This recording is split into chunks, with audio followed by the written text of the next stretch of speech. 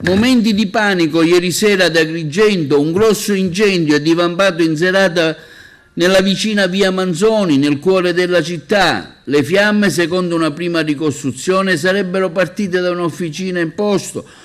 L'origine del rogo sarebbe stata una bombola di gas acetilene, all'interno del garage vari pneumatici, pezzi di ricambio, ma soprattutto bombole, almeno 2 le palazzine evacuate. I vigili del fuoco sono prontamente intervenuti sul posto, hanno messo in sicurezza l'area, interdetto il traffico sia in via Manzoni che nelle vie limitrofe. Dopo oltre un'ora di intervento i pompieri hanno domato il vasto rogo. Secondo una prima ricostruzione l'incendio sembrerebbe di origine dolosa. Sul posto sono anche presentati le forze dell'ordine e al momento non si sono registrati feriti, ma grande paura e panico tra la popolazione vicina.